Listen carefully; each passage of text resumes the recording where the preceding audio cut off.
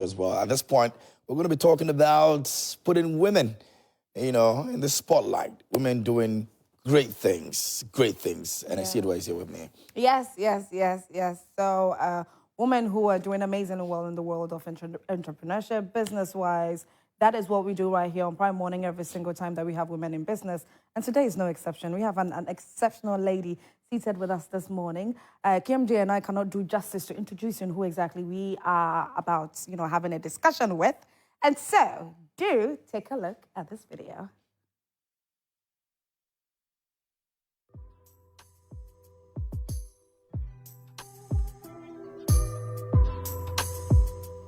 Emelia Djannie, a real estate graduate from KNUST, brings a dynamic 6-year background in the construction industry, having worked with renowned companies. As the proud owner and CEO of Uncontained Spaces, a cutting-edge building solutions firm with 3 years of operation, Emelia specializes in using alternative building materials to craft innovative housing solutions. Her primary focus involves repurposing shipping containers into functional and sustainable living spaces. She's a mother of 2 lovely kids, a Presbyterian, and loves adventure.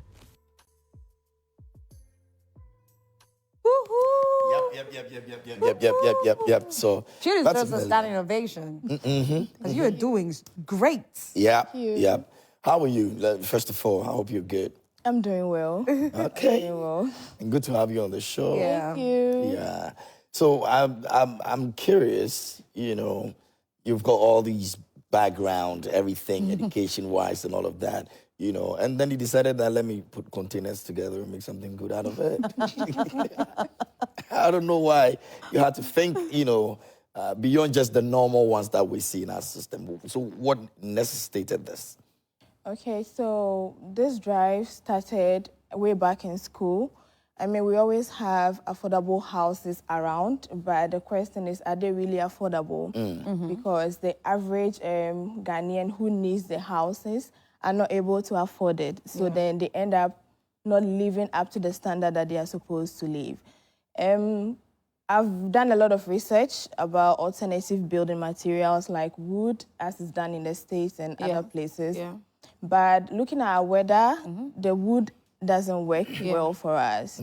So containers never really came into the picture back then until I met my previous boss. He had a land in town and he wanted to develop something temporal, and we had to now think of what to do.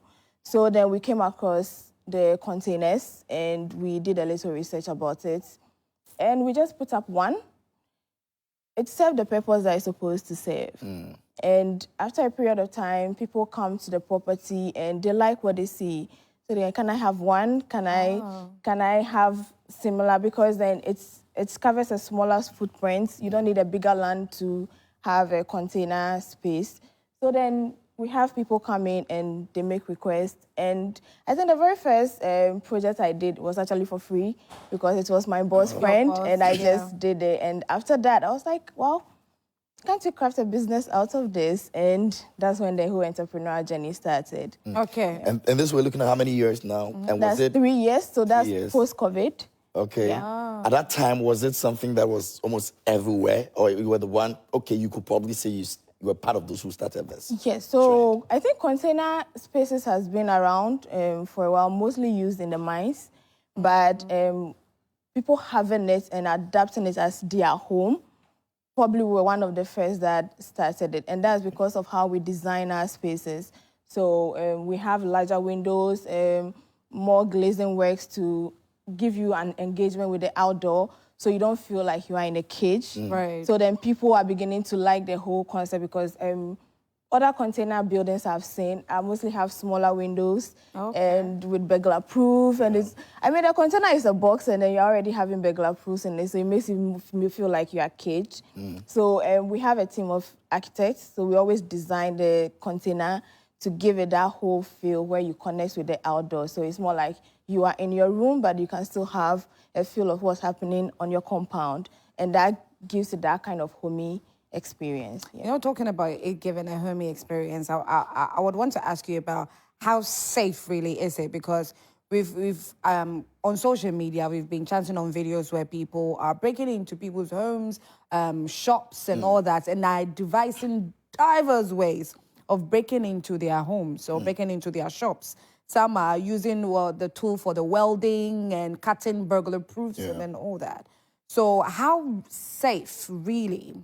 Okay, so when it comes to the issue of safety and burglar, even with a traditional home, if the thieves still want to break in, they are still going to break in. Yes. But then it takes us 4 to 5 days to cut out an average 20-foot container. Okay. So then that means they are made of cotton steel, and they are difficult to cut, and then they are resistant to rust. Right. So hardly will someone be able, I mean, it will take you days to be able to cut your way through to be able to rob someone. Yeah. The easier way to enter is through probably the glazing or something, and that is also difficult because mostly we use a double glazing, which has the argon in the middle, so before you break in, definitely you'll be caught. Okay, right. I'm excited about these conversations because I've seen the process of going through this. So I have one of the biggest pub in Winnipeg, you know, biggest lounge, and I saw it from the scratch when my partner and I decided that we want to put it up. And so I go in there. We did almost about 4 or 5 40-feet containers. Okay. Yeah, to put that together, it's a story. Oh, you know, that's it goes up interesting. like that. So I saw the process. Yeah. So it is something that I've seen, and the question you were asking, you know, but when you get in there, you won't see the containers because we've made it more very convenient and you know easy for you to stay in and all of that, and it's doing. But my issue was this: when you're putting such stuff together, there's always the feeling that you're not going to end up feeling the same as you putting a structure from blocks or whatever it is. Okay. So people tend to have this idea that, is this something that is sustainable? Is this something that you could still go in there?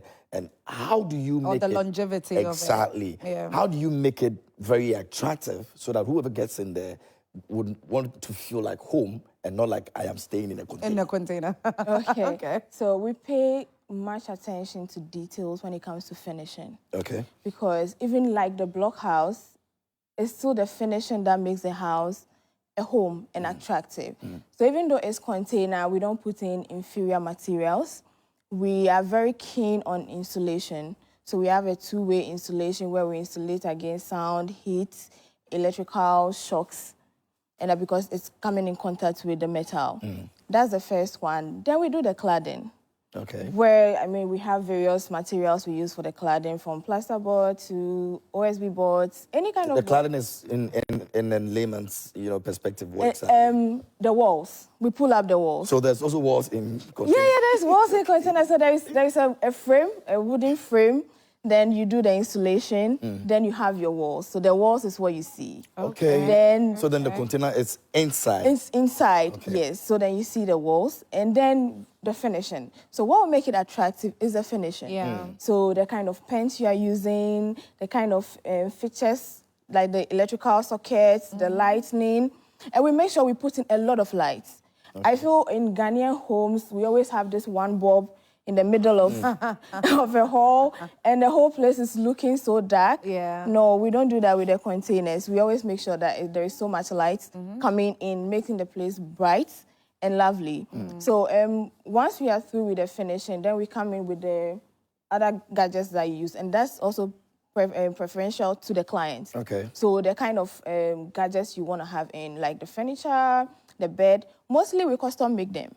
We make the beds and then the cabinets and the wardrobe spaces because the space is small. Yeah. The container is fixed, the space is fixed. Yeah. If I leave that to you to get yourself a wardrobe, you may never find a wardrobe that will fit the side. So mostly we do the fittings for you, and then we provide a bed. We just make it cozy for you. Yeah. Okay. Is this something that is well patronized? Looking at the fact that it's smaller, and again, people would want to prefer living in a block house than living, is this something that people are accepting it? Yes. So I feel as Ghanaians, we are evolving over time. I think some years back, hardly would someone want to buy a story building because they want to own the land. Like, this is my house with a land. I don't understand why I should buy a building that is 3 floors. I'm on the 3rd floor, like I don't have a land. But now we are adapting, we are buying into the concept of, I mean, I don't mind staying on the 5th floor, like that is my house. The same way people are beginning to welcome the whole container concept as living spaces. And it's not just the living spaces. We also have solutions for different ventures. So we have for agriculture. There is a farm we did a setup for. It's called Farmates. They are into tomato production on an 80-acre land. Beef tomato production. And their entire farm setup was done with containers. Wow. So we have the accommodations, their offices, the pack houses, and then the cold rooms. So for agriculture, we came up with solutions for them because then anyone that produces fruits or vegetables or even meat or poultry will probably need a cold room. Okay. So we repurpose the containers, we build them into cold rooms to meet that purpose. We do for mines. The mines also, I mean, they are more of accommodation. They are more of guard posts and all of those ones. So, I mean, every sector we get into, we try to craft a solution for them that will meet your needs. So Uncontained is all about alternative housing, not necessarily the containers, just that now we are focusing on the containers, but alternative housing solutions. So whatever the solution that you need, so someone has a house, need a guest room, but you don't have to worry about the price of cement and then all those things. Iron rods, labor coming in and out of your house. Yeah, like just get one. And we have a yard where we do the production, so we don't even produce on site. Okay. We produce at our factory and we deliver to you. Oh, yeah? Yeah, so we don't produce on site, so you don't have to get all these laborers interacting into your house and going in and out. You can have that by the side of your house. And for the 20 foot, the smaller one studio, a maximum of 2 weeks, you're done. You're done. Oh. A maximum of 2 weeks, you have your unit ready. So then it saves you time. Yeah. It saves you this whole dealing with artisans and laborers. 3 months, 4 months to do, and sometimes it's... Cement blocks. And sometimes it's sad because there are people who own lands, they are renting, and then they are waiting to use their pensions money to build a house. You don't have to go through that. Because with a container, you can build with a modular approach in the sense that you have one unit, that's what you need now. As the family grows, as you go, you can add, you can stack, you can put by the side. So you are not under pressure to put up a whole 3-bedroom house right now. Okay. You can do 1 bedroom. As you go, as you make your money, you add on. You keep adding on. Yeah. And it's movable. So years down the line when you feel like, okay, I've arrived, I've made it, I want to do something else, you just lift it. You don't need to come and break the land, affect anything on the land. So then it saves you time, it saves you money. You understand? I get it. Okay, so I was going to ask about, limitations in relation to constructing all these. But before we get into that, earlier when you were talking about, your boss bringing in something, for you to do just quickly, and then you thought of the whole container thing. Is it that at that time you were doing real estate and when that idea came and then you did it, it worked, it was very easy for you to say that, okay, so since I've done this and I've worked, let me move away from my boss and stop working for him and then start doing something of my own? Or you were still under your boss doing this whole thing? Okay, so I was still under him. Okay. At the end of the day, he became a co-founder of Uncontained Spaces. So let me give a shout out to him, Mr. Abraham Amevo. He's a co-founder of Uncontained Spaces because then he's very daring, he's adventurous, and construction is capital intensive. Okay. At the time, I was just a young girl who came out from school and trying to find my feet. So definitely, I need all the support that I could get. Yeah. And then he bought into the whole idea. He loved what we produced for him. So then when this whole company concept came up, he bought into it. So then he came on board and then we started moving. So I worked under him for a period of time. I think even after that, I worked there for a year until I moved away completely to be on my own. Let's talk about being on your own, how it started. Because you had already done one for free, which was your boss's friend. Yeah. So now let's come to you alone. Put yourself out there, getting people to Where the real identify problem- where the real you know, now because you are set apart now. So let's talk about that. Okay, so I think when I came out on my own, what helped me was farm mates. So farm mates came also, I mean, yeah, because they're into agriculture, and my former boss then was running a digital solution company called Code Hub. So we provide websites and all of those things for them.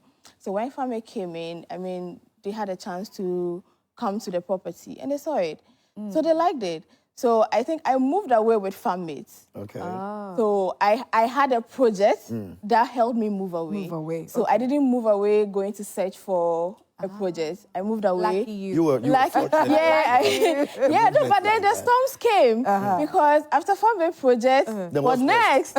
You know, and I think I went through like a drought period for like 6 months. There's no project. Because you need to do a lot of convincing at the time for people to be able to a say lot they of want talking. to Like buy it. it takes like an average of 3 months to convince someone to get a project. So then when I realized that, now anytime I have a project, right after I landed the project, I'm searching for the next. Yeah. So that before the production is done for this, we have something already else have an coming. idea who But then I didn't know that.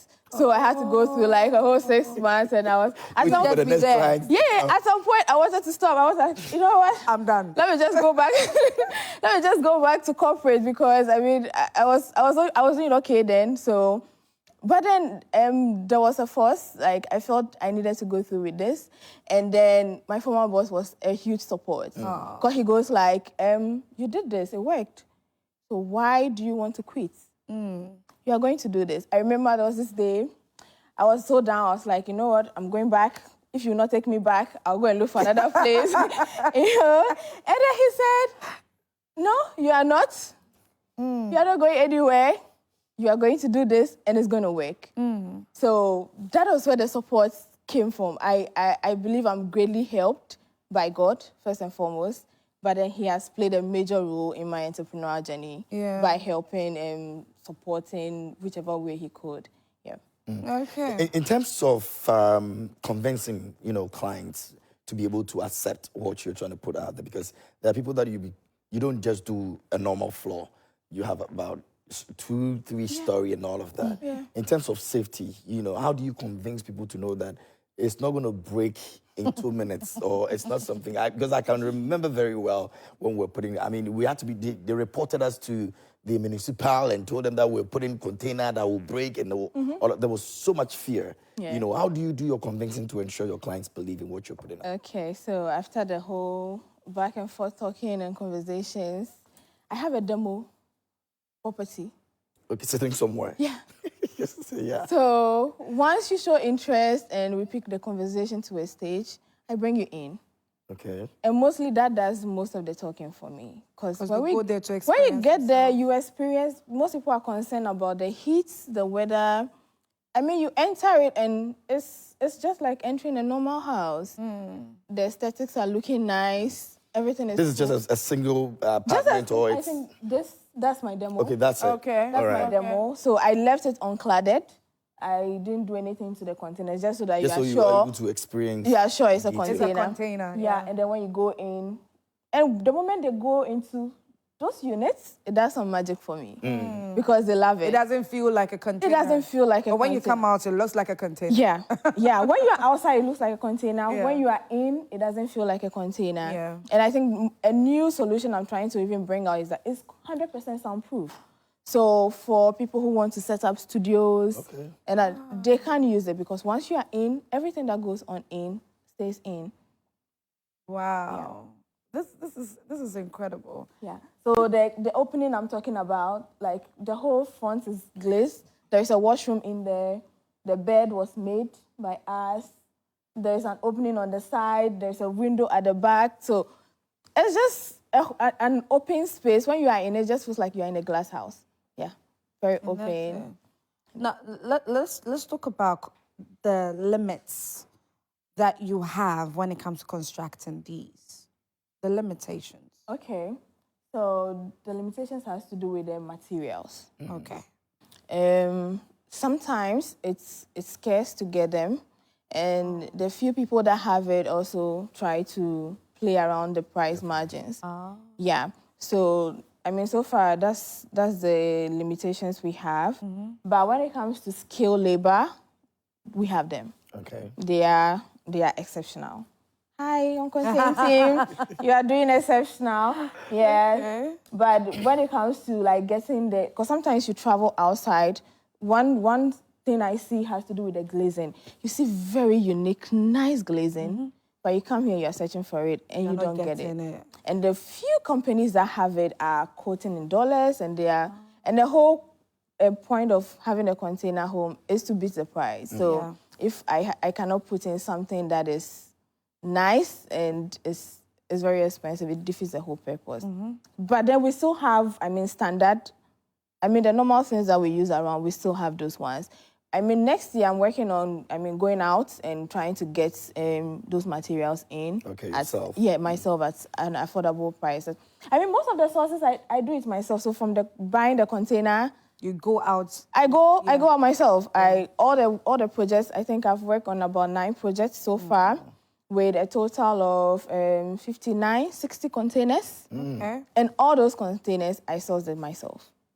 So I go to the harbor and then I make sure I do the inspections, make sure they're in the right state, they carry the right materials. I mean, before they're like, we are buying from the right source. Yeah. Because, I mean, container can have its own wahala when it comes to procuring it. So we make sure we are getting from the right source, they're in the right shape, the right state, and then we move on. So then you have to be in control of the business. And it starts right from sourcing the containers. Yeah. So you being a woman right now, I'm thinking if yeah, because I love to see women do great things. Yeah. Even more so when they are daring into places where, I mean, that's where it's for men. Yeah. And so, for example, you and I will go to Asieduwaa and say, we are into container building.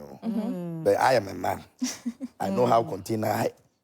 As heavy as it is, if I want to do the job, it's probably likely going to be that I'll do it better than you would do it, because container is a man thing, you know, if you want to look at it from that angle. But you being a woman and still commanding this level of, you know, zeal that will make a man or any other client want to choose you over me. How do you do that? Okay, so... Because really, Asieduwaa will probably say, oh no, I just want to remember Juma, let me Maybe I wouldn't really trust that you being a woman, you can being deliver. a woman, you're not container, you are...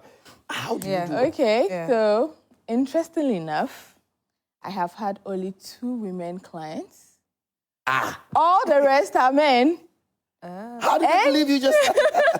No, because, I mean, women are exceptional. We pay attention to details. I agree. Yeah. So I think it's that drives them. And I don't think it has to be based on gender when it comes to building. I mean, majority of my staff, let me say, we have it's just me, no 2. No, we have 2 females. All the rest are guys. About how many? So in-house staff, I have 6. Okay. In-house, I'm the only lady. Oh. And then we outsource. So we have contract basis for the artisans, so the carpenters, the welders. I contract them on contract basis. So then they are guys. Okay. And I think people are evolving and they are moving away from the whole, this is a man's job, this is a woman's job. At the end of the day, I direct affairs. I don't do the cutting. I don't do the welding. Yeah, but you are the boss. Tell them that I'm the one who's going to do the container. Yeah, exactly. So then I bring them to see what I can do. Yeah. And they like what I do. Right. So then they come to me. And I think I have like 2 referrals. I did one for someone and the person brought in the friend. So then I think they like what we are producing. So that's how come they keep coming. Yeah. Okay. All right, viewers. So we are seated with Emelia, Barkey, Djannie, who is the CEO of Uncontained Spaces. And we are talking about how she's been able to do all of this, to run through the journey of turning containers into affordable houses for you and I. And so please get interactive with us on all our social media platforms. Our WhatsApp number is very active. The number is 055-157-5757. Our Facebook, we are live as well. It is Joy Prime. And so we have a couple of people who have sent in some messages on Facebook. Let's read them. So Joseph Kofi Edu, Yeah, okay, his hands are lifted. Yeah, we see you, Joseph. And then next one, I have Nanekia saying, good morning to you. Clement Kwao Nelson says, I think it's affordable and convenient. Yes, we think so too. And Clement again says, nice one. Indeed, it is nice. Next one, Shulamite Efwa Akodo says, Emelia has always been a very intelligent girl. I'm proud of you, Emi. Well done. You know her? Yeah. Okay. So it was a classmate in secondary school. Oh, nice. Okay. And then we have Joseph and Nikia. All right. Okay. So I think Joseph is giving you high five for. So high five in the air, yeah. So Joseph Kofi Edu is my reverend at church. Yeah, so I fellowship with the Love Congregation at New Legonoko. So he's the head pastor. Hello. Oh, nice. So please still send in your messages. Emelia is here. She's doing a great job. So send in all the positive messages for her. And we are definitely going to be reading in the course of the segment. MJ. They say it's affordable. Yes. Convenient, yes. But how affordable is this? If I want to put on one, in the future. Okay, so affordability is relative. When it comes to the containers, we make them ourselves. And I always give the clients the power to decide so many things. So let me give you an example. I met this client. She's a lady. She wanted to have a factory to produce liquid soap. And she's now starting. It's a startup. So she's not looking for anything fancy. So then we asked for her budget and all of that, and we worked around it for her. She got what she wanted, and it met her need. So then the solution was provided. Yeah. So another project comes on board, and it's for a resort around the Sugakope. So that's the current project I'm working on. It's a resort along the Sugakope stretch. It's a riverfront resort. And he wants something fancy because it's a resort. So then we put in all the fancy stuff. So when it comes to affordable, yes, it is affordable as compared to the traditional houses. It is very affordable. But then you also have a say in how affordable it becomes to you. So whether we go up or we come down, it depends on the client. So you tell me what you want, and then I work with that for you. Earlier, you did mention that it doesn't rust, right? No, so it doesn't rust. The cotton steel is made not to rust. Okay. That's the first thing. Because I was thinking about when you mentioned the waterfronts. The resort. Yeah. No, but the containers are made for the sea. Okay. Because they are used to transport. Yes, transport. So, and the sea has the salt that, facilitates the rusting. Yeah. Once you take it away from the sea, you have prolonged its life cycle. Okay. And then when we get them, we treat them. Okay. So we anti-rust coat in and out to preserve the container. So before we do the final, so that's Sugakope, that's the resort. We have 6 of the accommodation units, and then there is a restaurant. Initially, we're planning to put the restaurant on the river, and then they open the dam.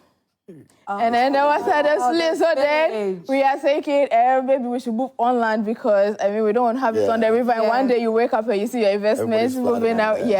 So we have 3 here, there will be 3 on the other side, and then the restaurant will come at the back. So these are full rooms? These are full rooms. These are 20-foot accommodation units, and the washroom is at the back, and then the bed will be facing the view. Okay. And then we'll have a deck. So the deck will project into the river where you can walk, and then you have that feel. Nice. Yeah. So there could be like 3 bedrooms, it could be a living room. Yeah. You could put all of that together to make it look like, a full mansion. Yeah. We actually have an upcoming project which is a 3-bedroom house, and we are using 2 of the 40-foot containers. We positioning side by side. And then the middle will be the living space. And then we divide this into 2. You have 3 bedrooms and one side as a kitchen, and then you have a living space in it. Is that the Sugakope? No, so this is the farm. Different? This is farm mate. It's in the water. So that's the water with river at the back, and then the farm is around it. Oh, okay. And then this unit has accommodation on one side, and then this side is their lounge. So they do their meetings, and they use it as an office for now. So that's the farm project. I think there is an aerial view. Okay. Yeah, so they have accommodations also on that side. So there again, so for the farm, if you realize we didn't do a full glazing in front because they were on a budget. at the time. So then we worked to suit what they wanted. Yeah, so they have the windows, but even those windows are huge. I mean, once they open them, they have air coming in, so they don't even use the air conditions all the time. Yeah. Averagely, how much is one going to be paying for a normal, one room sort of? Maybe not the exact amount, but I'll refrain from giving the amount out because I did an interview with one station, and then I mentioned the price for a single unit. Then someone calls and says, I want a 2-bedroom, but you said it's X amount. And I said, no, but the X amount was for the single unit. He said, no. You mentioned it's like this, so then in my mind, I'm assuming that then the 2-bedroom should go for that. And how much did you mention that the person how much are we talking about that the person thinks that it was for the 2? So I mentioned 90,000. 90,000. Yeah. The person felt it was for 2, yeah. And so, wow. Yeah, so then it comes and so like, it's for 2, and you mentioned it's fully finished. And I was like, yeah, but that's not what I was talking about. Yes. So you're likely going to be paying maybe around 150,000 yes. for the one you're referring to. Yeah, or less. For the 20 foot. Comparatively to the normal building, that's like you're paying higher than that. Yes. Depending on what you want. So let's assume you pay 150. 150 is getting you everything. All you come in is with your bag. Yes. Really? Yeah. Yeah. So you have your air conditioners, the refrigeration, washing machine, And we're looking at a bedroom or something? Or one bedroom, your washroom, everything finished. Okay. And you come in with your bag. But you can pay the same 150 for a block house, and you have to come and do the finishing. Yeah. You have to bring in your electronics, you have to bring in the washroom fittings and all of that. So then, relatively, it's cheaper as compared to the block house. Yeah. And it saves you time. Yeah. So let's say I have a project, or I need to stay somewhere. In a space of 2 weeks, you have it done.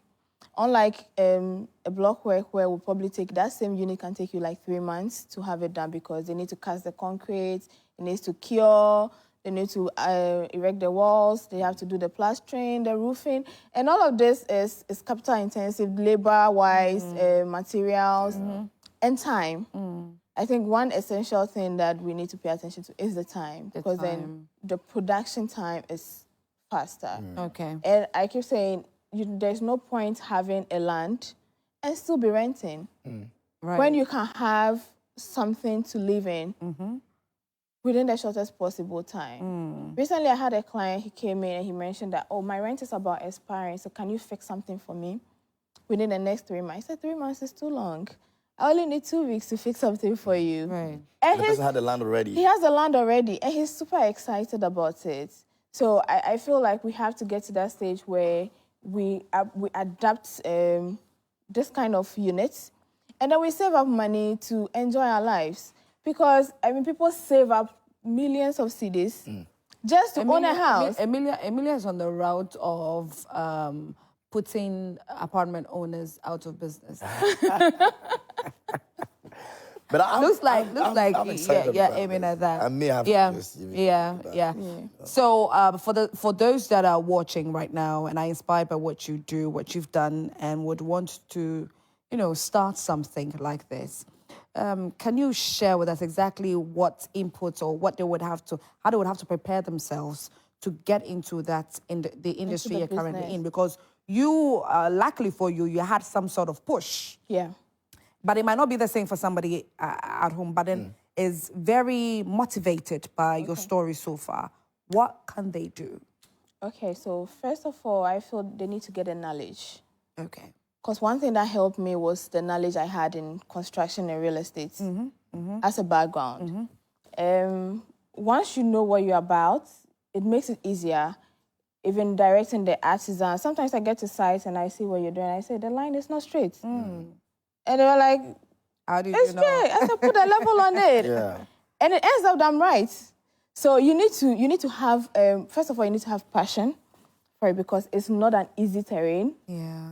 Going to the harbor to source for containers alone is a different game. Bringing it on site and working with artisans who are males is also another thing on its own. But you need to have the passion for it, that's first of all. You need to have the knowledge. So if you don't have the knowledge, you can learn. Okay. You can start by learning. Yeah. You can read a lot. There is a lot of information On the online internet, now. yeah. It's On the not because internet. Amelia is doing It's it. doing it, So, yeah. So you can also, you need to read a lot, and Yeah. then you need to have good people skills. Managing your staff and managing clients, I mean, it's very, because the clients makes the business. True. And you should be able to manage them, whichever. So let me say one mistake I made when I was coming up. There was this client, I worked for him, and he was happy at some point, and then he came back, like, you know that thing where they agree, and then they want to bid down the price. Oh, I think, can you add this? Can you remove this? Can you bid down this? Can you do that? I mean, we went through the first project. Then the second time, he hit me up and was like, I need an office. And I was like, okay.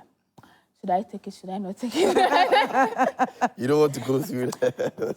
But as a business person, I learned that you don't add emotions to what you do. Yeah. So whether it was a difficult client or not, there are ways to go about them. So for a client like that, you can have documentations now where you sign your contract and you make it very clear in the contract that once this is signed, you can't make changes. Yes. If you're making changes, it's going to Comes with additional cost. additional cost, and let it be stated in the contract. And I feel like once people see that kind of structure with the business, they give you the needed respect. Yeah. Because they just know that I can't come in here and have my way or play around things. So I don't play with my documentation. The contracts and anything that needs to be signed or stated, I make sure that we are all on the same page, just so that when we start, because then, like you say, as a woman, and small girl like myself, they see you and they go like, oh, I can bully her small. Yeah, like, so they try to bully you. sometimes they try to bully you, like try to have their way around, because then you mention an amount and they go like, it's too expensive. But I go like, I don't want to compromise your work. One thing I want to be known for in business is integrity. I want to build a business on trust. So I don't want to take your money. I can take your money. I can decide to take out one of the insulation. You wouldn't know. I can decide to take out, reduce the quality of the boards I'll use for the walls. And you wouldn't know. You wouldn't know. True. And at the end of the day, you still have the final finish, and it will work for you probably for some time, but you begin to have problems. By then, I've taken the money and I'm gone. And you're way gone. But because how I started mostly was on referrals, I believe those people referring me liked what they saw. And they believe in you. And they believed in me. Yeah. So then And you don't even want it to go against them. exactly. So I want to keep up the same standard. Yeah. So I will explain to you why you need to do this. And I feel like it works.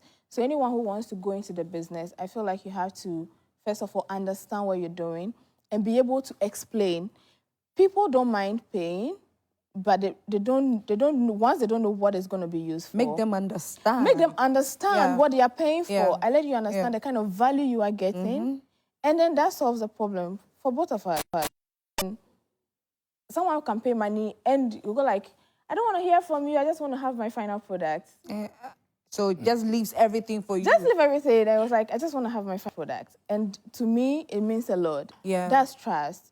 Giving your money to me and say, I don't want weekly updates. I don't want anything. I just want to have my final product. That means a lot to me. So I try as much as possible to live up to that standard.